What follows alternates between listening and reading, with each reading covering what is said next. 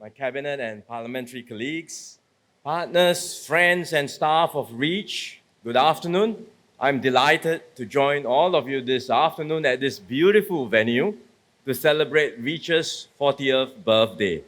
Congratulations to everyone on this milestone.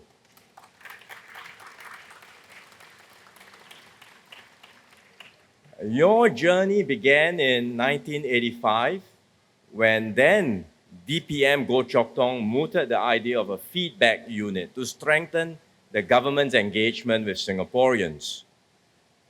In its early days, feedback unit officers would hit the streets to gather views from Singaporeans. But over time, it grew its channels to engage Singaporeans in more accessible and convenient ways. Feedback unit itself did not set policy, but its work influenced many government reviews and helped shape policies in areas like healthcare and social support. And these early contributions laid the foundations for a more consultative and inclusive approach to policy making. Around 20 years later, in 2006, under then Prime Minister Lee Hsien Loong, the feedback unit was restructured and rebranded, and it became REACH, or Reaching Everyone for Active Citizenry at Home. I think REACH is easier to remember.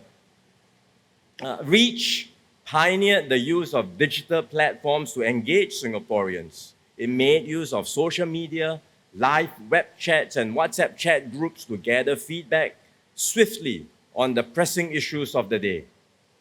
And in fact, these chat groups turned out to be invaluable when we had to tackle COVID a few years ago. After the pandemic, REACH continued to experiment with innovative approaches to engage citizens. REACH also broadened its outreach by partnering with civil society groups, giving voice to diverse communities, including lower-income families, ex-offenders, persons with disabilities, and youth at risk, among others. Today, REACH is well respected within the public service for being at the forefront of public engagement and recognized by Singaporeans for its efforts in fostering dialogue and understanding. So to all REACH officers, past and present, thank you for your dedication and hard work. Many partners and stakeholders of REACH are also here today. Your contributions have made a real difference. So thank you everyone for being part of this journey with us. The evolution of REACH reflects the government's deepening commitment to engaging Singaporeans and forging stronger partnerships. I witnessed this firsthand early in my career as a civil servant. In 1997, when I started work, I was part of the MTI team supporting the Committee on Singapore's Economic Competitiveness. In 2001, we had the Economic Review Committee, and I was also involved in that work. Both committees brought together government officials, business leaders, academics, and private sector experts across different industries. And I could see the robust debates and discussions taking place that helped to strengthen our economic strategies and contributed to better outcomes. And indeed, over the past 2 decades, our public engagement efforts have expanded in scale and scope.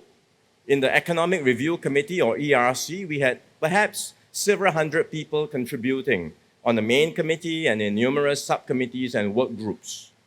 When we had the Our Singapore conversation, which some of you may remember in 2013, we reached out to nearly 50,000 Singaporeans. In the recent Forward Singapore exercise, we took this further and we engaged more than 200,000 Singaporeans to shape a new compact for our future. But it's not just about engaging more widely and having more numbers, because we listen to you. We listen to every feedback, and your suggestions have directly shaped key policy changes over the last 1-2 years and helped to shape the Forward Singapore agenda. For example, we've introduced new guidelines on flexible work arrangements. We've had additional shared parental leave. We rolled out a Majula package for young seniors to help boost their retirement savings.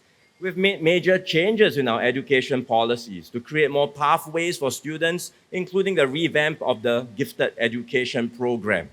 All these arose from our engagements with Singaporeans in Forward Singapore. Of course, we will not always agree on every suggestion, and where we differ, the government will explain our reasons. For example, from time to time, we hear Singaporeans asking for price controls in order to curb inflation.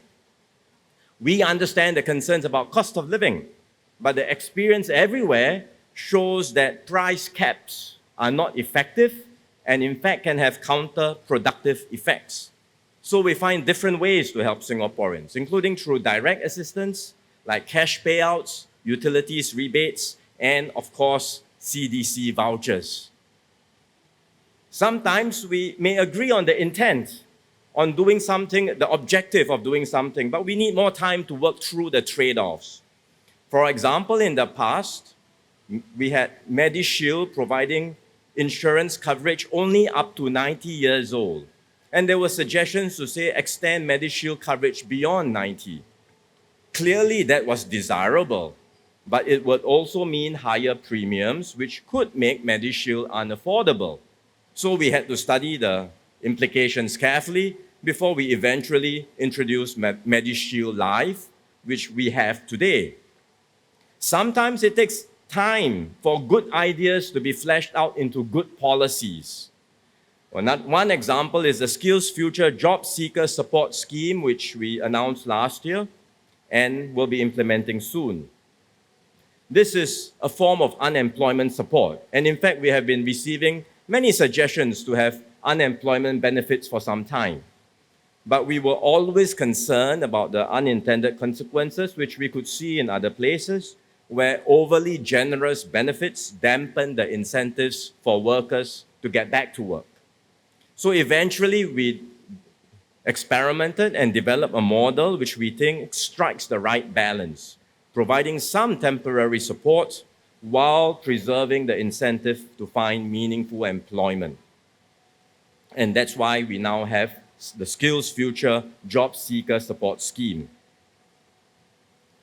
Public engagement goes beyond listening to feedback, which we do.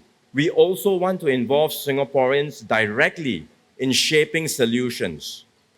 We already do some of this for municipal projects. For example, some years back when I was at the Ministry of National Development, we started something called the Build a Playground initiative. All HDB estates have playgrounds. We upgrade that from time to time. It's quite common for the playgrounds to be upgraded without much input from residents. But we started an initiative where we actually got residents to design and build the playgrounds themselves. It took a longer time. More effort was certainly required to get consensus and to get residents involved. But at the end of the day, we found greater ownership and pride amongst residents when the playground was completed. We also now have Alliances for Action, or AFAs, where we bring people together to tackle more complex challenges. We had one recently some years back on supply chain digitalization, where industry players came together to see how the supply chain could be run more efficiently, and they themselves came up with the idea and developed a Singapore Trade Data Exchange to share data more seamlessly and securely, which has helped to make our supply chain more efficient. And then in recent years, we've convened citizens panels where individuals come together. They discuss ideas in a wide range of areas, whether it's tackling diabetes or improving employment resilience. And then they discuss amongst themselves the trade-offs and come up with recommendations. We are also empowering our young people. In 2023, we launched our first round of youth panels, where we gave young Singaporeans the opportunity to research, consult, and develop policy recommendations. And these proposals have led to initiatives to boost financial literacy, job opportunities, digital resilience, and recycling. Moving forward, we will convene more citizens panels and youth panels. And if the ideas are good, we will take them further. We will want to discuss them. We might table the recommendations as a white paper in Parliament, perhaps even leading to legislative changes and certainly implementing these proposals for the benefit of all. I've cited several examples of how the government and people have successfully partnered one another to find better solutions. This process of collaboration is, of course, not always so straightforward. There will be divergent views. There will be disagreements. Inevitably, the journey comes with some messiness and the solutions may take a longer time to be developed. But I firmly believe that a more open and participatory society will strengthen, not weaken Singapore. The government will provide leadership and direction, but we cannot and we should not do this alone. By opening up more spaces for participation, we tap into the ingenuity and the energy of Singaporeans. And when Singaporeans themselves contribute to solutions, they feel a sense of ownership and responsibility.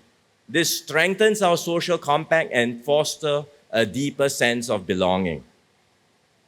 So as Prime Minister, I am committed to strengthening this partnership between the government and Singaporeans. Within the public service, we will strengthen the instinct to seek partnerships. We have an excellent civil service. They want to get things done. They want to solve problems quickly and make things better. But not everything has to be done in-house. Indeed, many agencies already have processes to partner with the public, but there is still room for improvement. I know some agencies are keen to do more and to experiment with new approaches, but they are also mindful that not every experiment will succeed. And when the outcomes fall short of expectations, they worry about public backlash. They worry that they will be taken to task for not using public funds properly. Now, these are concerns on the ground, but they should not deter us from trying. We must be prepared to take calculated risk, test new ideas, and learn from both successes and failures. At the same time, Singaporeans also can be helpful in this process. We must recognize that co-creation is a messy and iterative process. There may be bumps along the way. Things may not be as efficient as we like them to be. But if we persevere and if we stay the course, I believe the outcomes will be better and we will emerge stronger together. And that's precisely why we recently formed the Singapore Government Partnership Office to create more opportunities for collaboration, to enable Singaporeans to participate meaningfully in shaping solutions and ensure that our collective efforts translate into real improvements in people's lives. Singapore is becoming more diverse in our perspectives, in our life experiences, in our worldviews. The diversity enriches our society. But as you heard from the video just now from various people, it can also pull us apart if it is not managed well. And we can see this in so many different places where views start to form and it becomes not about coming together, but about pulling apart, extreme views, black and white views, and societies become more divided and polarized over time. To be clear, diversity does not have to lead to fragmentation or polarization, nor does unity require us to erase our differences. We have to strike a balance, one where we can have healthy debates, agree to disagree where necessary, and still maintain overall unity of purpose as Singapore and Singaporeans. So to navigate these complexities, REACH will have to refresh its role. I don't think you need a new name or new brand like we did 20 years. You don't need to do this just because there is a new prime minister. Every time you have a new leadership, new brand, new name. But certainly Given the new circumstances, I think it's timely for REACH to think about an additional focus and priority in its work. And it's reflected in the signboards or in the banners that you see here, which is to build bridges in our increasingly diverse society. In other words, REACH can continue to have public engagements for government-to-people dialogues, but we should also have dialogues between people to people, between different groups with different views, to build better trust and mutual understanding. We have to create more common and safe spaces for Singaporeans of different backgrounds to meet, talk, and build a common understanding, especially on issues where it is difficult to see eye to eye. So this year, as part of its 40th anniversary, REACH will organize a series of such sessions.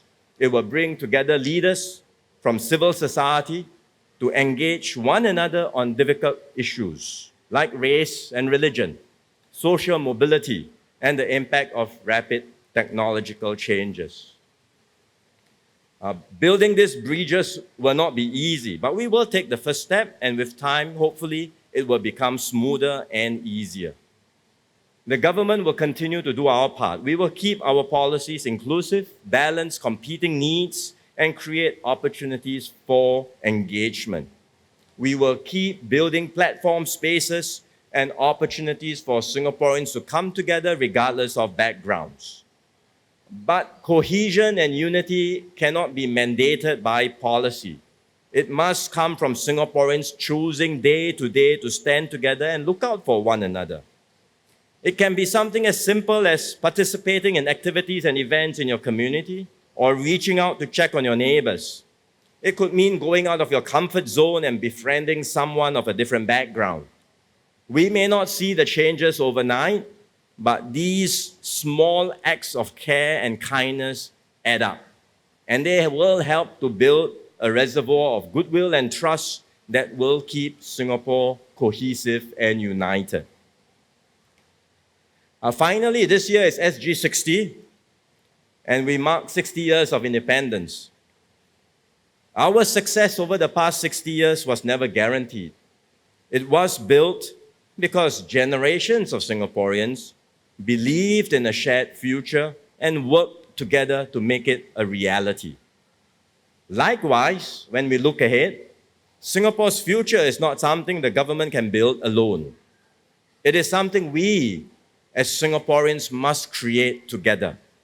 Each of us has a role to play, and when we come together, we achieve far more than any one of us can do alone. So let us deepen our engagement and build a Singapore where every voice matters, where everyone feels a deep sense of belonging. This is how we can secure a better future, not just for ourselves, but for the generations to come in a strong and united Singapore. Thank you very much.